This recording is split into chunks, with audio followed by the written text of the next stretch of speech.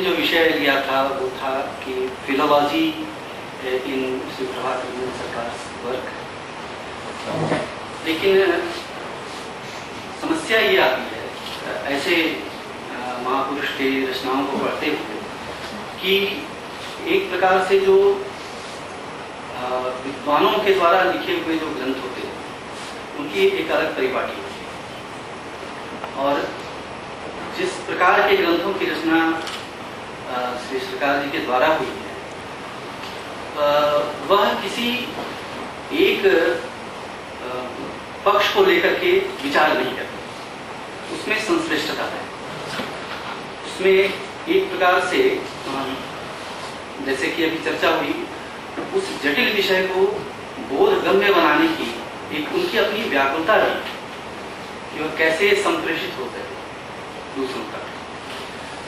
विषय तो निश्चित रूप से गंभीर है जो वो लेते हैं और जिस पर विचार करते हैं, लेकिन उत्पादन की शैली ऐसी है कि यदि हम कुछ पहले अपनी ही संस्कृत व्याकरण परंपरा में जाएं तो स्वयं जिस प्रकार की प्रतिपादन शैली स्वयं प्रणाली की जिस प्रकार से रोचक बना करके जटिल विषयों को प्रस्तुत करते हैं महाभाष्य, कुछ उसका निदर्शन हम यहाँ पाते हैं।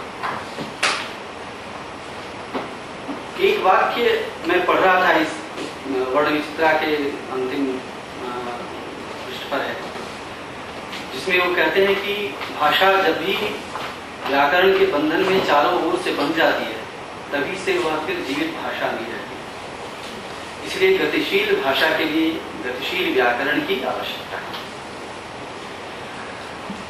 अब यह एक दृष्टि है और यही दृष्टि संभवतः हमारे यहाँ व्याकरण के आचार्यों की रही। भाषा को बांधने के लिए व्याकरण की रचना नहीं है। एक तरह से देखें तो भाषा से पृथक व्याकरण है भी नहीं। तो जो धर्म नियम एक शास्त्र करता है वही कार्य यहाँ भी अभी जैसे कहा गया कि स्वयं श्री प्रभाकर सरकार जी ने कुछ रूपों को स्वीकृत कर लेने की बात कही, स्वीकृति देने की बात कही, जिस रूप में वो प्रचलित है उस रूप में भी उसको स्वीकृत कर लिया जाना चाहिए। तो यह भी एक प्रकार से एक नियम है, एक नियम है। इससे भाषा जीवन के समानांतर चलती है। जीवन जिन रूढ़ियों के कारण अवरुद्ध होता है, लगभग ऐसी ही रूढ़ियां भाषा को अवरुद्ध करती है, तो उसका तो निषेध करते हैं, उसका निषेध होना भी चाहिए।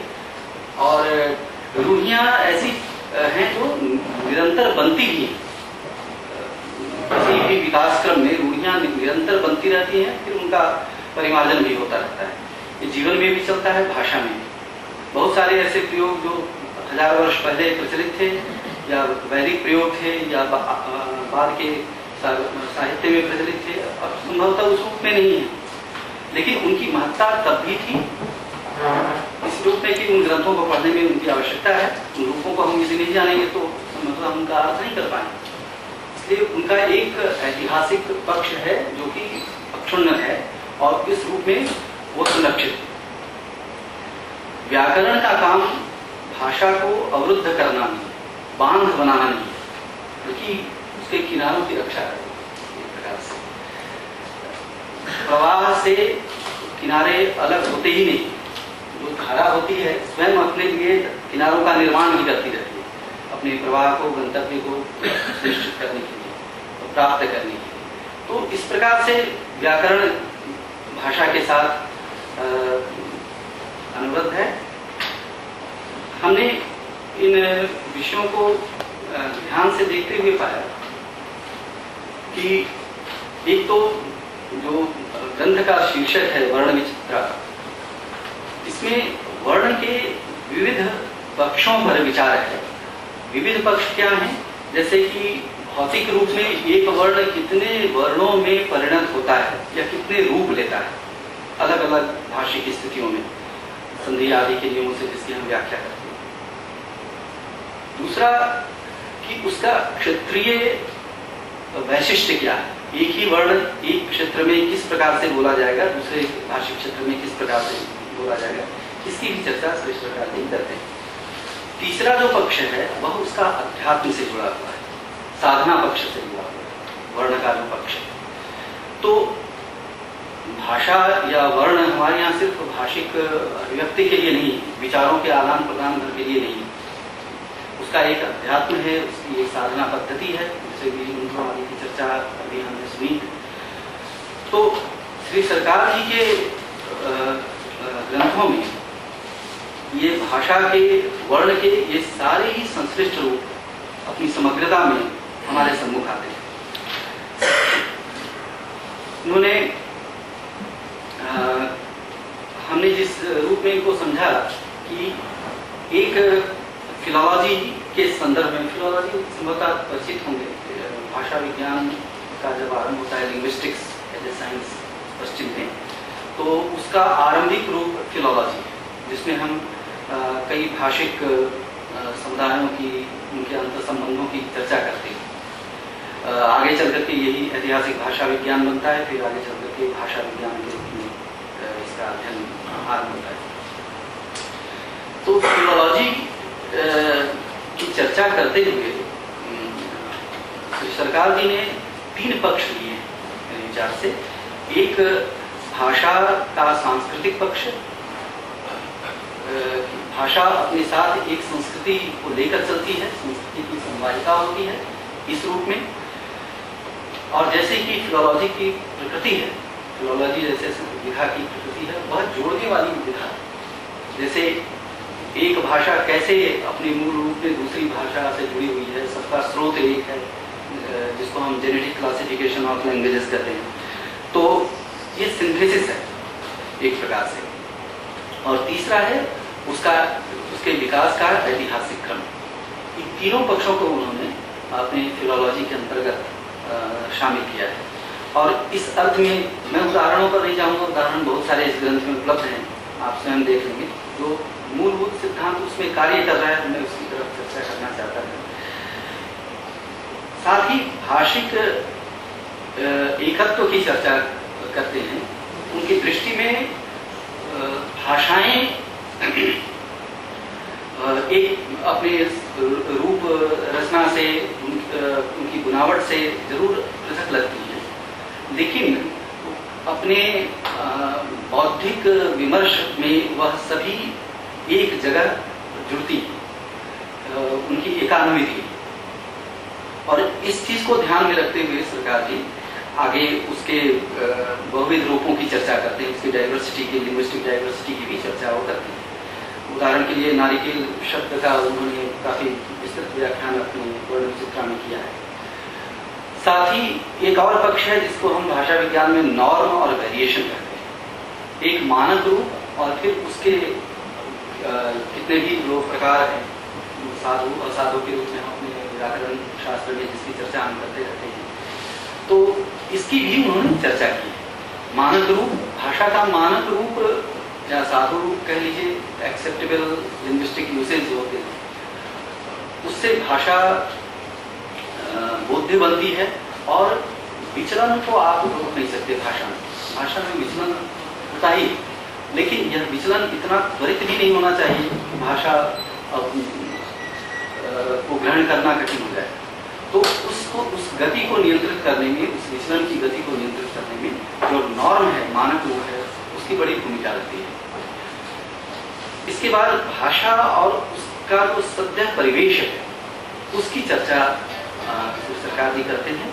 भाषा कोई वायवीय वस्तु नहीं है, उसका एक भूगोल विशेष होता है, क्षेत्र विशेष होता है, और वह एक अपनी संस्कृति साथ लेकर के चलती है, और साथ ही उसका एक अपना वैचारिक परिवेश होता है। इन सबको अन्वित करके वो अपनी बात भाषा विश्लेषण की करते हैं। किसी भी शब्द की व्याख्या करते हुए उस शब्द का एक सांस्कृतिक इतिहास प्रस्तुत करना वह नहीं सकते। वैसे भी देखें तो अर्थ, विपत्ति आदि की दृष्टि से विचार करें तो एक बात आती है, लेकिन अर्थ जिस प्रक्रिया से निर्मित होते हैं वह एक सांस्कृतिक प्रक्रिया है। और इसी कारण से कई शब्दों का समानार्थी एक भाषा में जो शब्द है दूसरी भाषा में उपलब्ध नहीं हो पाता। जैसे संस्कृत के आत्मा शब्द को ले लें तो दूसरी संस्कृति में इसके समतुल्य शब्द हैं तो सही, लेकिन वह सांस्कृतिक परिवेश नहीं, वह संस्कृति नहीं है जो आत्मा शब्द के साथ हजारों वर्ष के चिंतन से एक जो इसकी संस्कृति बनी है शब्द अलग अलग दार्शनिक संप्रदायों में, और जिस प्रकार से इसकी व्याख्या होती है। यदि हम बिब्लिकल परंपरा से ले लें तो सोल आदि ऐसे जो शब्द मिलते हैं, उससे इस सांस्कृतिक अर्थ को ग्रहण कर पाना संभव नहीं है, और इस बात को वो बार बार रेखांकित करते हैं। साथ ही ध्वनियों की चर्चा करते हुए उन्होंने ध्वनियों के उच्चारण के क्षेत्र विशेष की चर्चा की है कि किस क्षेत्र की में किस प्रकार से ध्वनि विशेष का उच्चारण करते हैं, और साथ ही उसका एक आध्यात्मिक विश्लेषण भी, साधना परक विश्लेषण भी उसका वह प्रस्तुत कर रहे हैं। और कई चीजें इसमें सीखने लायक है, क्योंकि यह व्याख्यान की शैली में यह ग्रंथ रचा हुआ है, मौखिक ग्रंथ है, और इसलिए इसके प्रतिपादन की शैली भी उसी प्रकार की है जिससे उसकी रोचकता, जीवंतता बनी रहती है, जीवंत ग्रंथ बना रहता है। जैसे लगता है हम अभी उनको सुन रहे हैं, ऐसे पढ़ते हुए लगता है। हमारा सौभाग्य नहीं है कि हम उसे प्रत्यक्ष वचन को ग्रहण कर पाते, लेकिन पढ़ते हुए जरूर एक तादाद में ऐसा स्थापित हो जाता है। कई ऐसे शब्दों की व्याख्या, नामों की व्याख्या, शहरों के नामों की व्याख्या वो करते हैं जिनका मूल रूप संभवतः हम विस्मृत कर चुके हैं। जैसे मुंगेर की व्याख्या करते हुए उसका आदि रूप बताते हैं उदगरगिरी, और भार्गवपुर, भागरपुर, और वो आजकल का भागलपुर। फिर उसके समांतर ही सहस्त्रधारा और सहरसा। तो इस प्रकार से जब हम उस नगर विशेष के इस रूप को जानते हैं तो निश्चित रूप से हमारा रागात्मक संबंध उसके साथ जुड़ जाता है, उस नगर विशेष के साथ। ऐसा नहीं लगता कि ये अभी का निर्मित है, उसकी प्राचीनता, उसके साथ जो एक संस्कृति विकसित होती रही है, उसका जो भारत के इतिहास में और उसके सांस्कृतिक परिवेश में जो उसका महत्व रहा है उस नगर का, वह भी इससे रेखांकित होता है। तो यह एक बड़ा महत्वपूर्ण पक्ष है जिसकी ओर हमें ध्यान को दिलाते रहते हैं। साथ ही ध्वनि परिवर्तन और इनका जो फिलोलॉजी पार्ट है, जिसको मैं हिस्टोरिकल लिंग्विस्टिक्स के संदर्भ में बताना चाह रहा था, वो दो रूपों में। एक तो जिस भाषा की वह चर्चा कर रहे हैं, चाहे बांग्ला की कर रहे हो, संस्कृत की कर रहे हो, इसके साथ दूसरी जो जुड़ी हुई भारतीय भाषाएं हैं उसका तो वो अन्वेषण करते ही हैं। साथ ही भारतीय भाषाओं का इसके समानांतर जैसे इंडो यूरोपियन है, इंडो एरियन लैंग्वेजेस जो यहाँ की है, वो बताया जाता है कि ज़्यादा बड़ा वर्ग है जिसको भारतीय भाषा परिवार कहते हैं, तो उससे वह जुड़ी हुई है। तो उसमें भी इसके समानांतर शब्दों को वह प्रस्तुत करते हैं, जिनको भाषा विज्ञान की शब्दावली में हम कॉग्नेटिव्स कहते हैं, युग्म शब्द कहते हैं। जैसे नव तो न्यू, और उसी का कैसे भारतीय भाषाओं में नूतन शब्द है, और बांग्ला में नूतन, इस प्रकार से उसका वह रूप, जो अलग अलग रूप है उसको वो प्रस्तुत करते हैं। एक अच्छी व्याख्या, एक वैकल्पिक व्याख्या है असम की।